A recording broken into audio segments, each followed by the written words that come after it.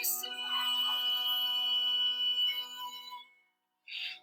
sin, know the bliss of this glorious thought. Okay, I think I'm on. I'm listening to Anthem Lights. If you haven't heard Anthem Lights, they have amazing worship albums where they do covers of other songs.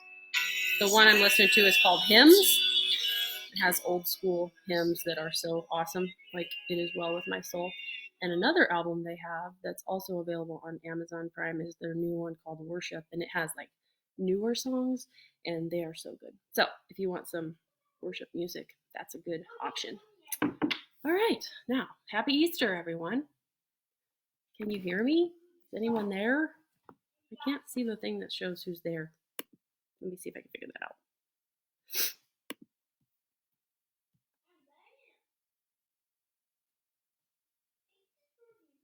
All right, if you're there, can you send me a comment so I know you are?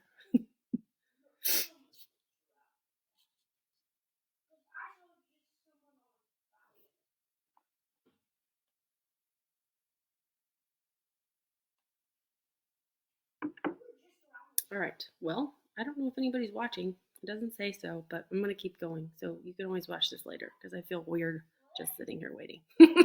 All right, and I'm really excited to talk to you about 2 books today. I don't know if you saw my post, but I had 2 books lined up to talk to you about today, but I threw one back onto the back burner for next Saturday because I finished a book last night and it was so good. I had to stay up and finish it, and now I can't wait to talk about it. It comes out in July, but I just can't wait. I have to talk about it today, so forgive me because you might have to wait to read that one, but you can read her other books in the meantime, which are just as good. All right, first, here's my Easter basket. Woo, look at that. Actually, that's Cooper's, or no, it was Jack's when he was a baby. Isn't it cute? His little bunny butt back here. Okay, that's all I've got for that. All right, so here's a book. I got a book in my Easter basket. So this one I reviewed for Library Journal, and it's historical fiction, Eagle and Crane by Suzanne Rindell. And fans of Kate Quinn or Kristen Hanna would like this book.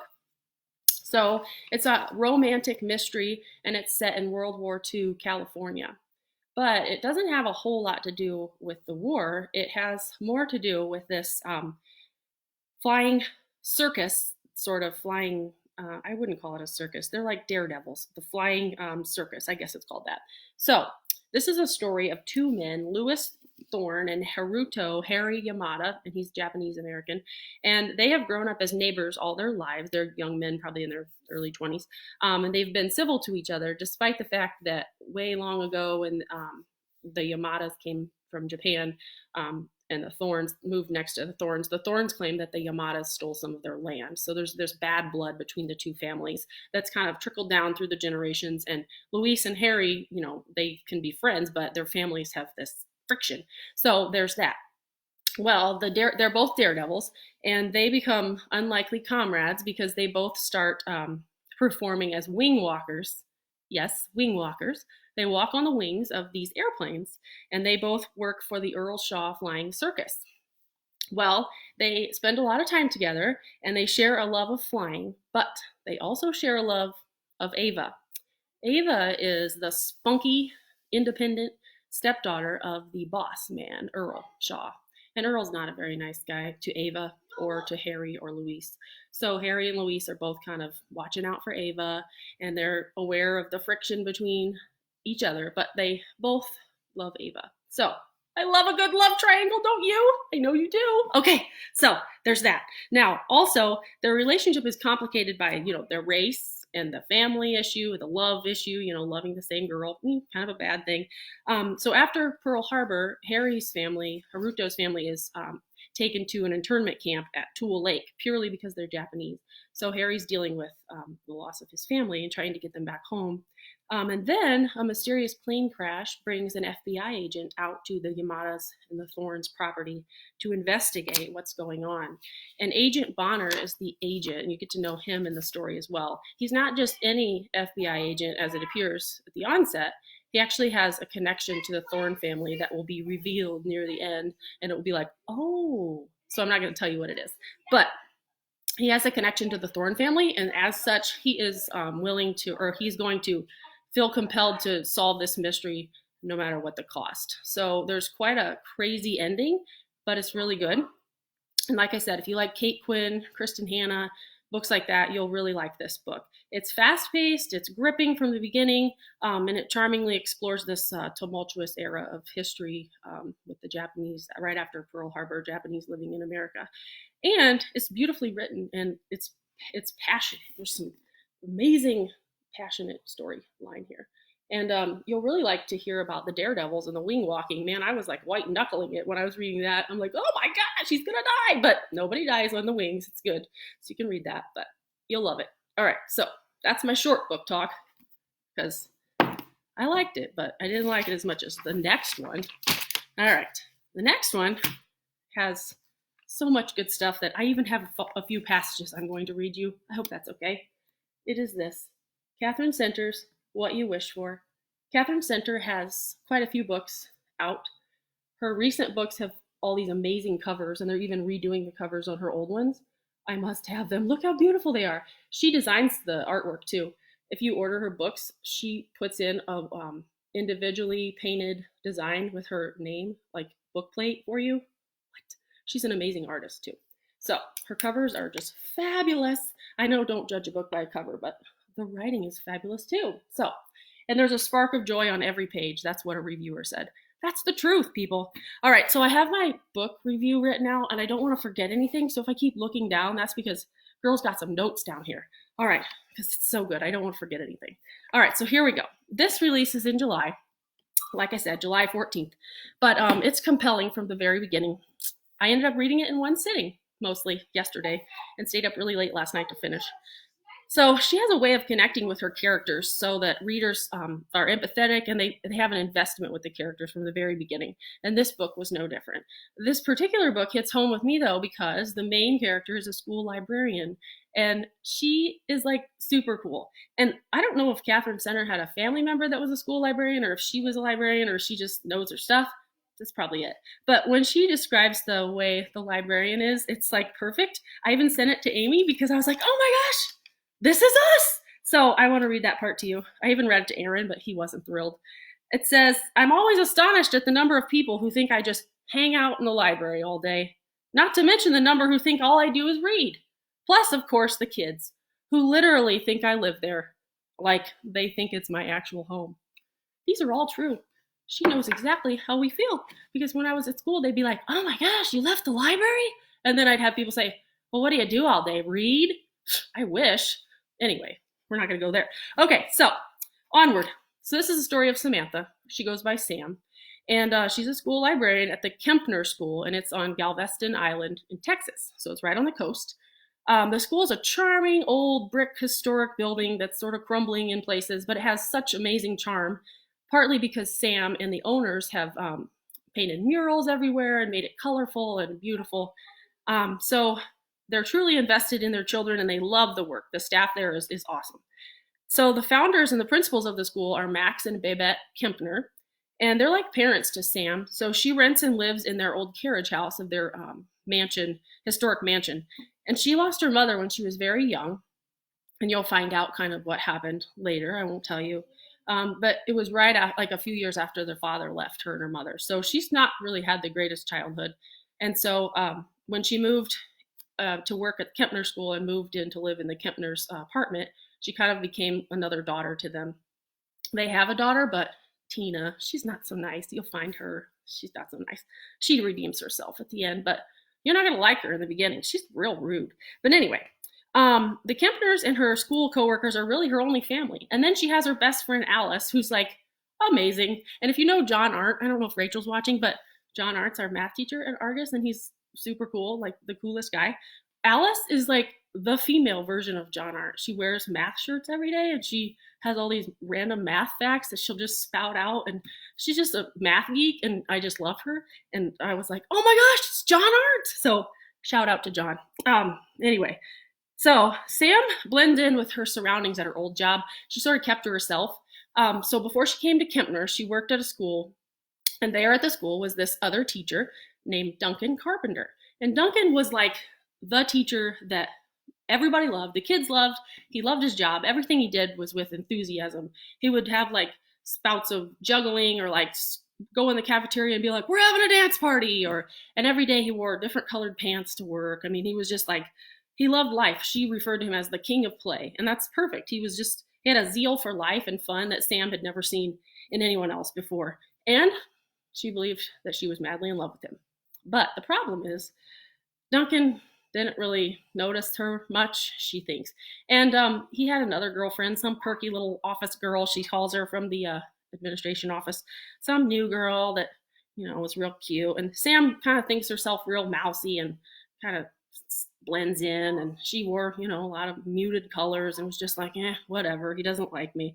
So after a while, more like many years of loving Duncan and never getting anything in return, not loving him, but maybe crushing on him, she decided she had to get out of there because she was just heartbroken. I mean, she just thought he was the one. So she left, and that's how she came to the Kempner school. All right, now, Duncan, however, he didn't seem to notice her or anything like that. And then when she left, he was like getting ready to get engaged with this lady, this perky lady, she called her. So at Kempner, however, Sam has blossomed into herself. She's now like comfortable in her skin. She has a signature look, which includes pink bangs, which she kept. And then she also wears lots of polka dots, crazy socks. Duncan calls them clown socks. Bold colors, great shoes. She's it. She's like, I'm going to dress like I want to because I'm going to be happy. Max and Babette helped her realize that reaching for joy in every moment is important, and that became her mission. So you'll find out some things about Sam's past. We already talked about her parents, but there's another few things that she kind of could be upset about all the time, but she chooses not to be, thankfully, because Max had a little talk with her. And I want to read you their conversation between Max and Sam. Max is the principal. So Sam's really upset about something, you'll find out, and Max comes over and is trying to calm her down. And he says, I want to tell you something smart I figured out about life. Okay, I said.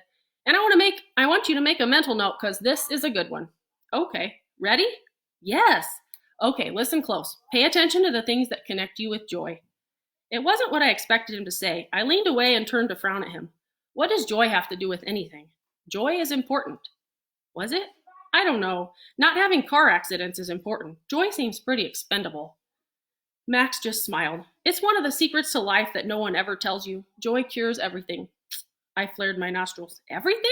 I challenged, pointing at the bandage over my stitches. Everything emotional, he clarified. I don't think you can cure emotions, I said. But Max nodded. Joy is an antidote to fear, to anger, to boredom, to sorrow. But you can't just decide to feel joyful.